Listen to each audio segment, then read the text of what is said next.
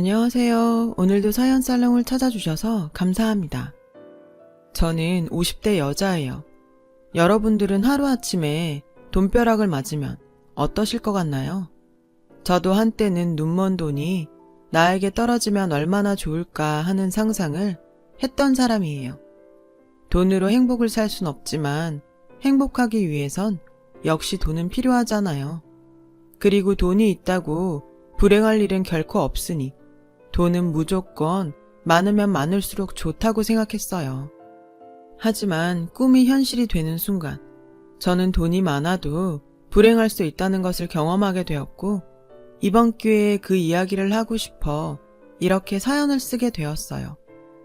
5살 나이 차이의 남편과 저는 같은 공장에서 일하며 만났어요.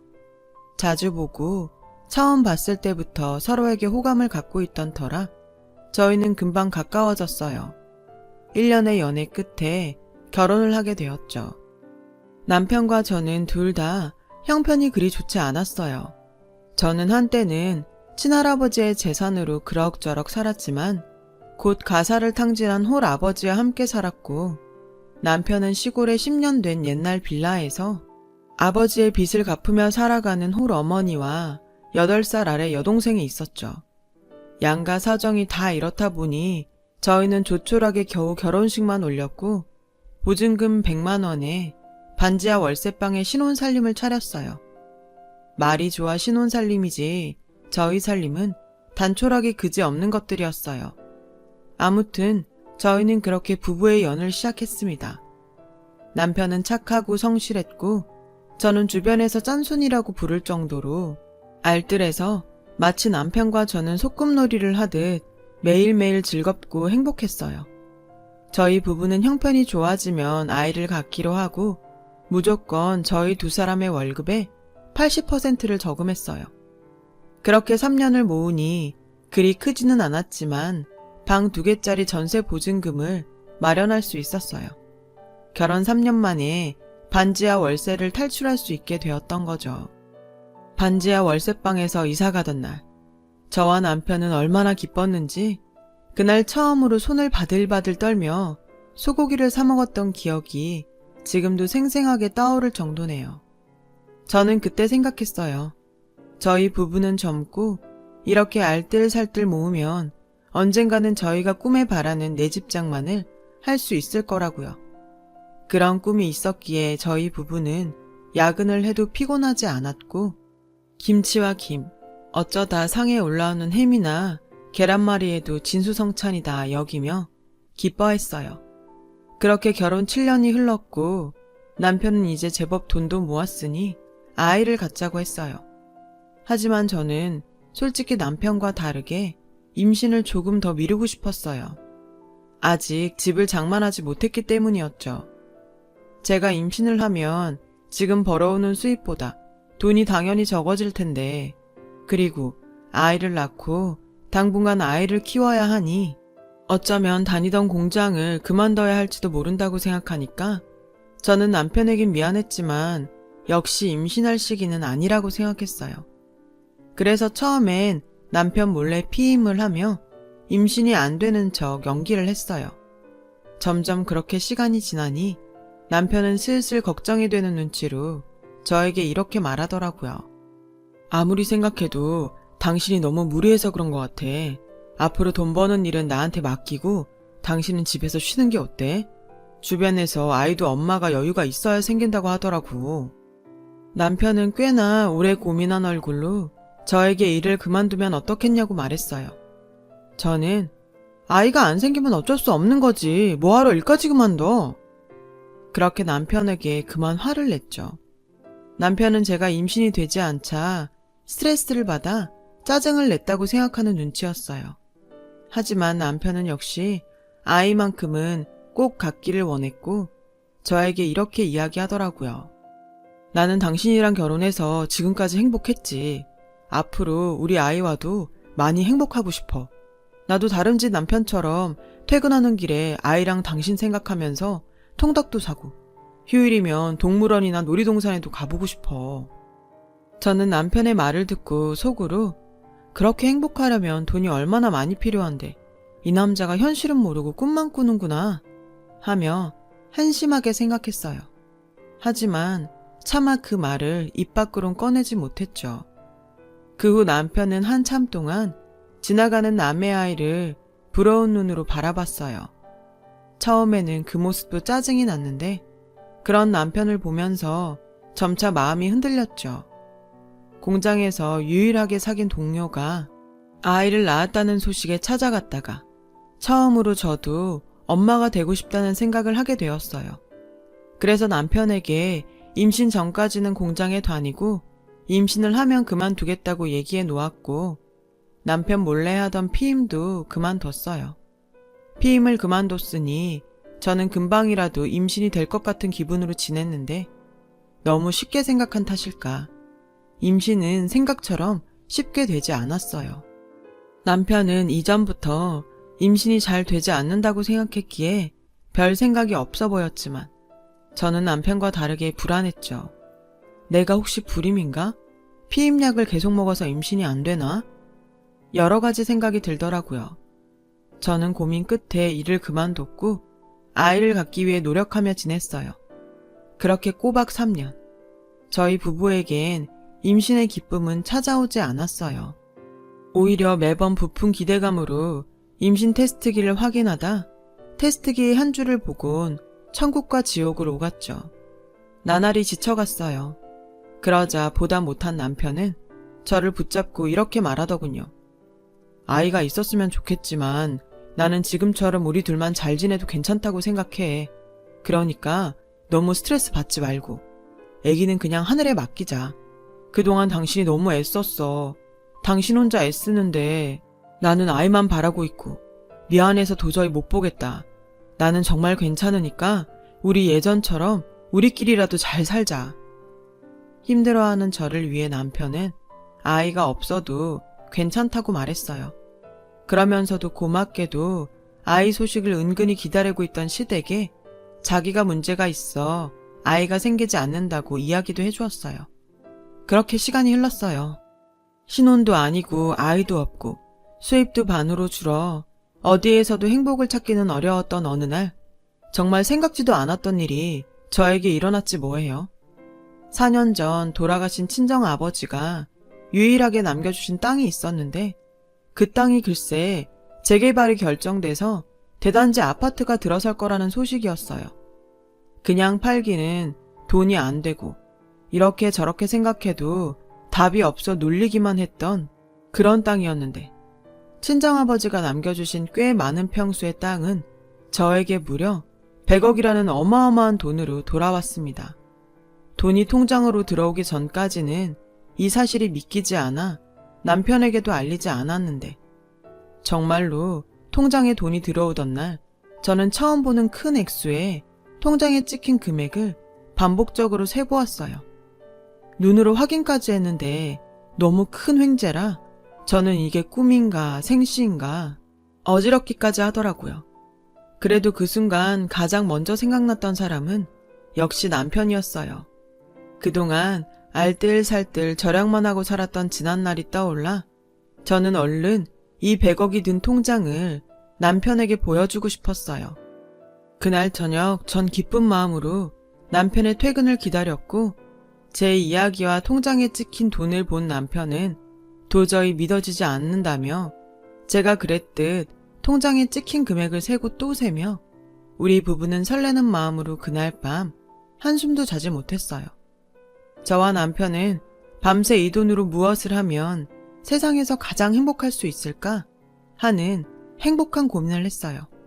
그리고 저는 꿈에 그리던 집장만을, 그리고 남편은 크고 고급스러운 고깃집을 차리기로 했어요. 주변에서는 저희 부부에게 돈벼락을 맞았다며 부러워했고 동시에 서로 앞다퉈 자신들의 힘든 사정을 이야기하곤 돈을 빌려달라고 했어요. 당연히 아주 친한 지인이라면 도와주지 않을 이유가 없었는데 친하지도 않았던 사람들이 어떻게 알고 자꾸만 돈을 빌려달라고 해 한동안 애를 먹었어요. 저희 부부는 그런 사람들에게 단호하게 그럴 수 없다고 거절했죠. 그러자 저희 부부를 부러워하던 사람들이 저희 부부를 원망하며 말도 안 되는 이상한 나쁜 소문을 악의적으로 만들어 퍼뜨리기 시작하더군요. 지금 생각해보니 그때부터가 시작이었던 것 같아요. 하루아침에 큰 돈이 생기니 그동안 잘 지냈던 주변 사람들은 자꾸만 멀어져 갔고, 저희 부부 자체보다 저희가 가진 돈에 관심 있는 사람들이 꼬이기 시작했죠. 소문은 정말 무섭게 퍼져나갔고, 어쩐지 주변에선 저희의 돈을 저희가 고생해서 번 돈이 아닌 운이 좋아 걷어 얻어진 돈이라며 저희 부부에게는 뭐든 바가지를 씌워도 괜찮다는 식의 이야기까지 나돌았고, 저희 부부는 어쩔 수 없이 그동안 알고 지낸 사람들과 모두 연을 끊어야 했어요. 그리고 전혀 연고가 없는 지역으로 집을 장만해 이사를 가게 되었어요. 그 근방에 남편이 바라던 고깃집을 차렸고요. 남편은 매일 유명한 고깃집을 찾아다니며 비법을 배우러 다녔고, 남편이 노력한 결과 저희 가게는 빠른 속도로 맛집이라는 소문이 나기 시작했어요. 저는 그때 돈을 번다는 말이 이럴 때 쓰는 말이구나 하며 땅을 남겨준 친정아버지가 얼마나 고마웠는지 몰라요. 그런데 그러던 중 전혀 생각하지도 못했던 일이 벌어졌어요. 남편에게 제가 받은 유산에 대한 소식을 들은 시댁 식구들이 하나 둘 저에게 돈 부탁을 해오는 거예요. 아가, 내가 정말 너한테 이런 말하기 미안한데 내가 나이도 있고 몸도 성하지 못하니 네 시아버지 빚 갚는 게 너무 힘들구나. 네가 좀 도와주면 안 되겠니? 다른 사람이면 몰라도 시어머니 부탁인데 제가 어떻게 싫다고 할 수 있겠어요. 당연히 시아버지의 빚을 한 번에 갚아드렸고, 그 일을 시작으로 정말 이럴 수가 있나 하는 시댁 식구들의 어이없는 요구가 계속해서 이어졌어요. 니네들은 좋은 데 살고 호의호식하면서 나한테 미안하지도 않니? 우리도 니네 집처럼, 아니 니네 집보다 더 좋은 집 하나 사줘라. 모쪼록 본가가 집이 더 좋아야지, 안 그러니? 언니, 나 이번에 치과의사랑 선보는데 언니가 나 옷이랑 가방 좀 사줘요. 이번에 네 신우가 결혼할 때 혼수는 네가 좀 해라. 그리고 예물도 네가 좀 해줘. 다른 사람도 아니고 친동생인데 그 정도는 할 수 있지? 아, 그리고 의사 사위 얻으려면 열쇠 3개는 기본이라고 하더라. 참고해라. 저는 정말 기가 차서 말이 나오지 않았어요. 처음엔 제가 남편 집 사정 뻔히 다 아니까 그래, 가족이라곤 시댁 식구밖에 없는데 돈 있을 때 도와드려야지 했었는데, 마치 제가 받은 유산이 자기들 돈인 것처럼 아무렇지 않게 쓰려고 하는 태도에 너무 화가 나더라고요. 그래서 시어머니가 시누이의 예물과 혼수 이야기를 하던 날 저녁, 저는 가게에서 일을 마친 남편에게 이제 더 이상 시댁 식구들에게 돈에 관한 부탁은 들어주지 않겠다고 말했습니다. 남편은 순순하게 알겠다고 했지만 은근 기분이 좋아 보이진 않았어요. 그 모습에 신경이 조금 쓰이긴 했지만, 설마 저는 그동안 제가 시댁에 쓴 돈이 있는데 남편이 내가 자기 식구들에게 돈 쓰는 걸 싫어한다고 생각하진 않겠지? 하며 믿고 있었어요. 그리고 더 이상 그 이야기는 하지 않았어요. 제가 아는 남편은 제 마음을 알 거라고 완전히 믿었죠. 하지만 시간이 흐르고 남편이 변했다는 걸 알 수 있었어요.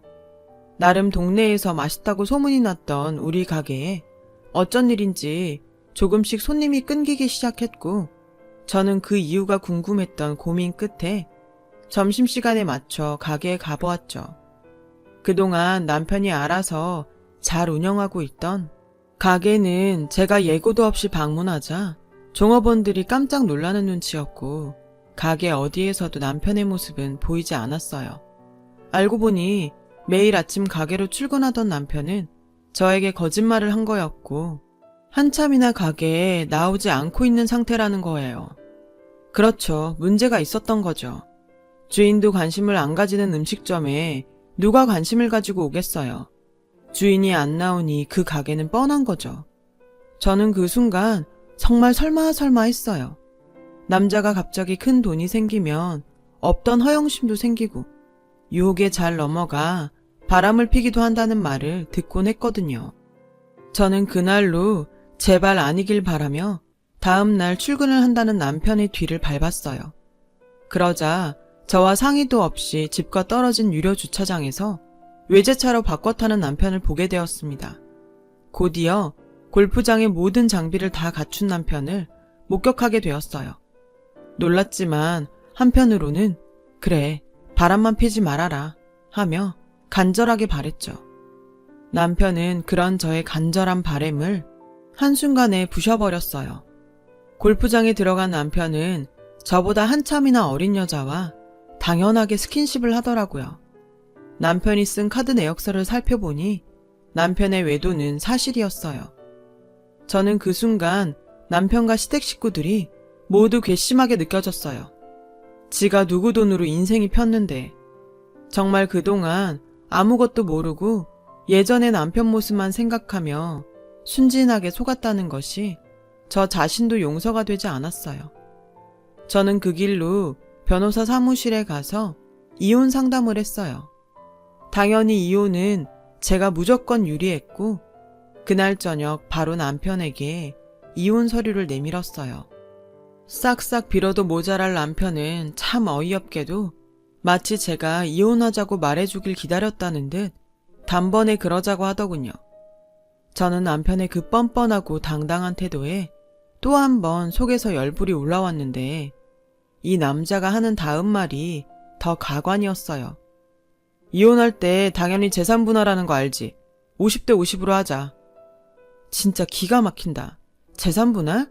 그 돈이 당신 돈이니? 우리 아버지 땅 팔아서 생긴 돈이잖아. 당신이 무슨 자격으로 그 돈을 달래? 누구 돈인 게 왜 중요해? 당신과 나 부부고 그 돈은 우리 부부 돈이니 나누는 게 당연하잖아. 그리고 내가 놀았어? 나도 가게에서 일해서 돈 벌었잖아. 그래서 꼴 같지 않게 외제차 타고 골프 치면서 여자랑 바람 폈니? 그런 사람을 뭐라고 하는지 알아? 유책 배우자.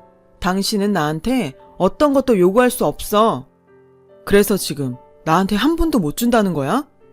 당연하지. 그것뿐인 줄 알아? 내가 그동안 당신 집 빚 갚은 거랑 당신 동생 시집 보낼 때 해준 혼수랑 예물까지 싹 다 돈으로 환산해서 청구할 거야. 제 말에 남편은 아무 말도 하지 못했어요. 보아하니 거기까진 전혀 생각하지 못한 눈치였죠. 그리고 다음 날부터 남편은 마치 꼬랑지 내린 개처럼 제 눈치를 살폈어요.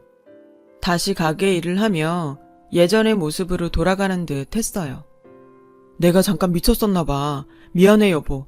나 다시 예전처럼 가게 일 열심히 하고 한눈 안 팔게. 엄마랑 민영이도 당신한테 얼마나 고마웠는지 몰라. 그러니까 그만 화 풀고 나 한 번만 봐줘. 나이 먹어 남편이 마누라한테 잘하며 분명 남편이 젊었을 때 꽤 마누라 속을 썩인 거라고 하던데 남편은 그 사건 이후로 저에게 무조건적인 복종을 하며 마치 처음부터 애처가인 양 저를 챙겼죠. 처음엔 남편에게 당한 배신감에 저는 마음의 문을 꽁꽁 닫아버렸고 주변에선 저희 부부의 사정도 모르면서 남편이 저렇게 잘하는데 제가 너무하다고 떠드는 소리가 들려왔어요. 그리고 한 가지 일이 벌어졌어요. 너 정말 해도 해도 너무한다. 아무리 네 아버지 유산이지만 어떻게 네 신랑 이름으로 된 재산이 하나도 없냐? 남자가 자기 앞으로 아무것도 없는데 어떻게 사업을 하겠어? 내가 우리 아들 기죽고 사는 거 생각하면 속이 다 타서 재만 남았다. 엄마, 그만하세요. 이 사람이 유산으로 받은 건데 왜 내 이름으로 해요? 당연히 다 이 사람 앞으로 해야죠. 나나 엄마나 다 이 사람 덕에 사는 사람이니 그런 말 하지 말아요. 저는 시어머니의 말에 정남이가 뚝 떨어졌는데 또 남편의 저런 저자세의 모습엔 조금 마음이 불편했어요. 그렇게 시간이 흘렀고 남편은 여전히 반성하는 듯 성실한 모습과 저에게 잘하려고 노력했어요. 시간이 시간인지라 저는 견고하게 닫혀있던 마음을 조금씩 풀기 시작했죠. 그리고 마음속으로 그 사건이 있었으니 남편이 무서워서라도 다시 지난날 같은 실수는 하지 않을 거라는 생각에 남편을 용서해주기로 마음먹었죠. 그런데 그런 제 마음을 비웃기라도 하듯 정말 예상하지 못했던 장소에서 남편의 실체를 보게 되었어요. 미안하다며 외제차와 여자를 정리했다고 말한 남편은 여전히 그 차를 타고 다녔고, 제가 봤던 그 어린 여자와 아파트 모델하우스를 둘러보고 있었어요. 자기야, 정말 나 이 집 사주는 거야? 당연하지. 내가 우리 자기한테 거짓말하는 거 봤어? 자기 와이프 알면 가만히 있지 않을 텐데. 괜찮아? 걱정하지 마. 오빠가 다 생각이 있어. 우리 자기는 그냥 오빠만 믿고 행복하기만 해. 우리 얼른 이 집에서 예쁜 아기 낳고 행복하게 살자. 저는 두 연놈들의 대화에 손이 바들바들 떨렸어요. 사실 시어머니 성화도 있고 무엇보다 남편을 다시 믿어보기로 했기에 가게 명의를 남편 앞으로 바꿔줬거든요. 그뿐만이 아니었어요. 남편에게 가게 운영하면서 돈 걱정하지 말라고 가지고 있던 유산의 일부도 남편 통장에 넣어줬어요. 제가 충격에 간신히 버티고 있을 그쯤 저는 더 이상 그곳에 두 다리를 붙이고 서 있을 수 없었습니다. 야야, 집은 다 둘러봤어? 두 연놈에게 시어머니는 반갑게 다가갔고, 시어머니는 남편의 상간녀를 마치 며느리처럼 대하며 연신 상간녀의 손을 꼭 붙잡고 있었어요. 내가 자손이 없어서 잠도 못 잔다. 옛날 같으면 벌써 소박 맞을 일이지. 네가 부디 우리 집 대를 이어다오. 걱정하지 마세요. 다만 저는 첩은 싫어요. 안다마다 조금만 기다려라. 다 돼간다. 지금 생각해보면 그때 제가 모델하우스 구경을 간 것이 저에겐 천운이었고, 저는 당장이라도 그들을 응징하고 싶었지만 그 마음을 꾹 참았어요. 그리고는 태어나 처음으로 심부름센터라는 곳을 찾아가 이 몰상식한 것들이 벌이고 있는 모든 일을 알아봐 달라고 했어요. 그 결과 저는 남편이 제가 상속받은 유산을 이혼하며 나눠 가질 방법에 대해서 여기저기 알아보고 다녔다는 것을 알게 되었어요. 명의가 자기 앞으로 되어 있지 않는 한 불가능하다는 결과에 어떻게든 자기 명의로 재산을 돌리려고 온갖 수작을 부리고 있다는 것까지 모두 알게 되었죠. 그중 정말 소름은 설마 했던 그 일의 중심에 저희 시어머니가 있었다는 거였는데요. 찢어지게 가난했던 이 거렁뱅이 같은 것들이 돈맛을 보고 눈이 뒤집힌 꼴이었어요. 저는 제가 그동안 이 거렁뱅이들한테 쏟아 부은 것들을 되찾아올 방법을 생각해야 했어요. 그래서 달력을 뒤져보며 한 가지 묘책을 생각해냈죠. 그 묘책을 실행할 때는 다음 달 있을 시어머니 생신이 디데이였어요. 저는 시어머니와 남편, 그리고 시누이까지 모두 환장할 미끼를 생각했고 북유로 크루즈 여행을 예약했어요. 어머, 아가, 이게 다 뭐냐? 크루즈? 엄마, 이거 배 타고 해외여행 가는 거야. 근데 배를 왜 타? 비행기를 타야지. 배에서 즐기면서 여행하는 거야. 어머, 나까지 챙겨주고. 올케 언니 너무 고마워요. 당신 너무 무리하는 거 아니야? 나는 안 가도 되는데. 가게 일한다고 쉰 적도 없잖아. 마음 같아서는 나도 가고 싶은데 지난번에 보니까 가게 종업원들한테 맡겨놓을 수만은 없더라. 그냥 자기가 나 대신 효도한다고 생각하고 다녀와. 그래, 새애기가 모처럼 이렇게 우리를 생각해줬는데 그걸 마다하는 것도 못 쓰는 거다. 우리 가서 재미나게 놀고 오자. 고맙다 아가야. 네가 정말 우리한테는 복덩이다. 좋아 죽겠는 시어머니와 남편 시누이를 보며 저는 맹수가 발톱을 숨기듯 환하게 미소를 보여줬어요. 그리고 마침내 그들이 여행을 떠나는 날 저는 그들을 배웅하며 그들이 돌아와서 마주할 지옥을 하나둘 만들기 시작했어요. 가장 첫 번째로는 남편 앞으로 해준 가게를 처분하는 일이었고, 배우자이면서 이전 소유자였기에 아무런 의심도 받지 않은 채 가게를 팔아치울 수 있었어요. 저는 최대한 빨리 잔금을 받기로 하고 곧이어 시댁 본가로 내려가 시어머니가 살고 계신 아파트를 내놨어요. 집을 사드릴 때 명의는 제 앞으로 해놓은 것이 정말 다행이 아닐 수 없었어요. 그 집 역시 잔금을 최대한 빨리 받기로 하면서 저는 그들이 떠난 보름 만에 제가 그동안 퍼날랐던 돈을 회수하는 데 성공했습니다.